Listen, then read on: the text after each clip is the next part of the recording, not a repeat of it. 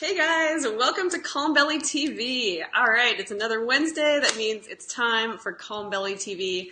Happens here just about every week. So today we are going to talk about what to do with the FODMAP diet when you're starting out and you are a vegetarian or a vegan, or maybe you're just someone who really likes to eat meatless meals on a more frequent basis, and you're learning about the diet and you're starting to see that it's looking awfully difficult to eat some of those foods that you've relied on, like legumes, a whole array of vegetables, wheat, pasta, all those high FODMAP grains. So how do you deal with it if you're vegetarian and vegan? So I'm going to give you sort of a little framework on how to get started.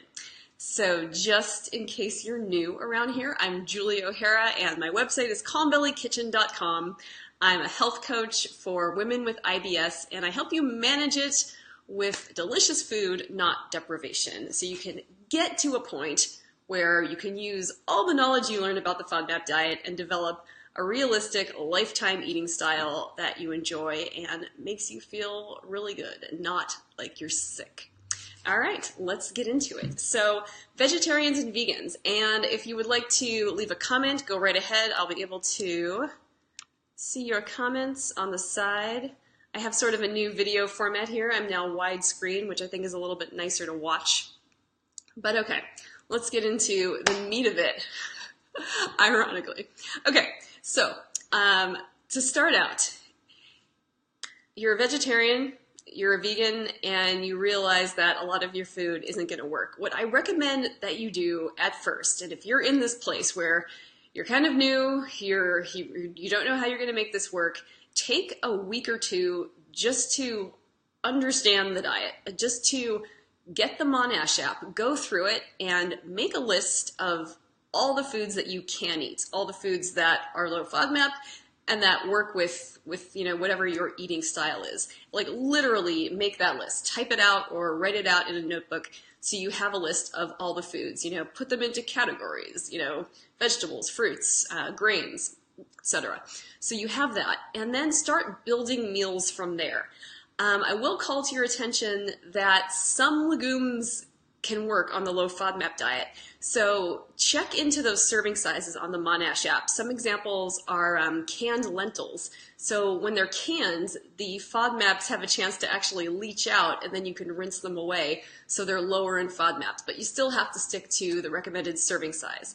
Chickpeas are another one, and I believe red lentils can work into a FODMAP diet as well. So you're not totally going to lose out on all those legumes, but just make sure you stick to the servings, and if you are, you could have them multiple times a day. So you could have that appropriate serving of lentils for lunch and then again for dinner. And theoretically, that will keep you in the low FODMAP threshold. But then, of course, you can adapt to what's going to work for your body. It's all about observing how you react to all these foods and all these serving sizes as you go. So that's the first thing. Figure out what you can eat and build meals around that. Now, stuff you want to focus on. So one thing I'll suggest in kind of a bossy way, if you're not already really good friends with tofu and tempeh, then get to know those ingredients because they're a great source of protein, and of course they're both vegan, vegetarian approved. So with tofu, and I know there's a lot of confusion around soy products and the FODMAP diet. So it's soft, firm, and extra firm tofu. Those are all fine for low FODMAP, and you can reference this on the Monash app as well. The silken tofu is the only one you should avoid, and the reason for that is because the way that it's made, they press the whole soybeans, and some of that liquid, which will contain FODMAPs from those soybeans, is left in the silken tofu. So that's the one you avoid. All the other ones are fine. And tempeh, that's totally clear because it's a fermented product. During that fermentation process, the potential FODMAPs are consumed during the fermentation. So tempeh is good. Your only thing to watch out for with tempeh is that if you're buying a pre-seasoned variety, you want to make sure to check the ingredients and make sure none of those seasonings are high FODMAP, like onion powder as an example. Okay, so you've got your tofu and tempeh. Look up recipes, adapt them, become friends with those ingredients. Tempeh is actually fabulous. I really enjoy it. There's even a recipe in my cookbook for a tempeh fried rice, and I really like it. It has a really kind of satisfying, meaty sort of flavor. And with tofu, that's a hard one for some people. It's bland, right? But my suggestion to you is to bake it. So if you've never tried baked tofu, it really changes the texture. It makes it, again, a little heartier, just a little more enjoyable in my opinion.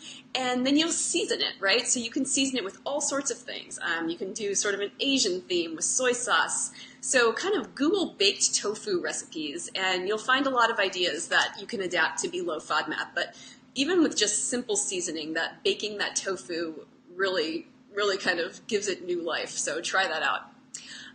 All of this stuff, by the way, is going to be in a blog post. That'll be up on calmbellykitchen.com Thursday night, Friday morning. But to make sure you get it, make sure you are on my email list. I always email out new blog posts as well as content that you're only going to find in my emails. So you can click the sign up button. It could be anywhere on the Calm Belly Kitchen Facebook page, or if you're in the group, you can click that pinned post. So it says join the email, or it gives you a link to join the email list, and you also get a little dinner menu of low FODMAP ideas. So definitely be on the email list to be updated.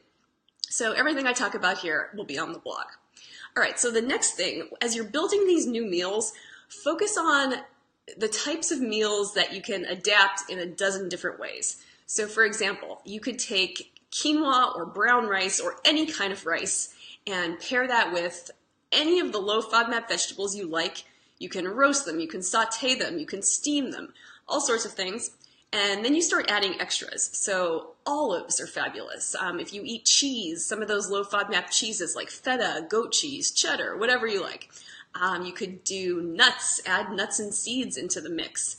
Add avocado, just check your serving size. Sun-dried tomatoes, check your serving size. Again, these are all foods that are low FODMAP in the right serving sizes. So you've got a quinoa or a rice bowl, and then you can add different flavor profiles. You could do curry powder to have sort of an Indian theme. You could make a salsa, and that could kind of be a sauce, add cilantro. You've got sort of a Mexican theme. There is a low FODMAP salsa recipe on my website, calmbellykitchen.com. Look it up, Google it. It's really good, actually, and it's really easy to make. You could make a pesto and add it to your bowls. So all these different themes, soy sauce, Asian theme. It could kind of go on, and then all of a sudden you've got all these different meals that really have a different flavor using the same core ingredients. So you can do this with soups, based on the same idea. You could do it with gluten-free pasta. Just all these different ways, all these different combinations, all these different flavor profiles. So start thinking in terms of that, and all of a sudden it isn't quite as limited as you might have feared. So those are my starter tips for you guys, for you vegans and vegetarians. It's hard, especially for the vegans. I totally understand that. But it can be done. And what you really got to remember is that it's temporary. So you're going to eliminate FODMAPs for a limited period of time, and your goal is just to confirm that you're actually sensitive to FODMAPs. So you start to feel better, that confirms it. You start to understand how your body feels without FODMAPs and what other influences, what other outside factors contribute to how your digestion feels, how your belly feels, how it all kind of fits together, because it's not always just about food. It can be about stress, it can be about your sleep, your hormones.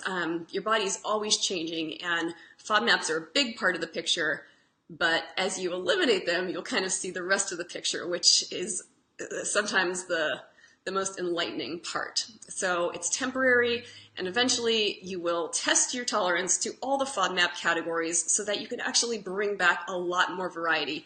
You'll likely find that you can, be much less restricted after you test and learn your tolerances. And then you can sort of go back to, with modifications, eating in the way you really like to eat, while still keeping your symptoms in control. So that's the end goal, and just always remember that, all right? So again, sign up for my email list if you're not already part of the email crew, and you'll always have blog updates and other content and updates of everything that's going on. So definitely be sure to do that. Click the sign up button or go to the pinned post in the Facebook group. All right, if you have questions, if you're watching the replay, leave them for me, and I will do my best to help you out. All right, you can definitely do it with being vegan or vegetarian. Just kind of take it slow, go through those steps, and you'll get there. It will definitely get easier. All right, guys, I will talk to you next week. Bye.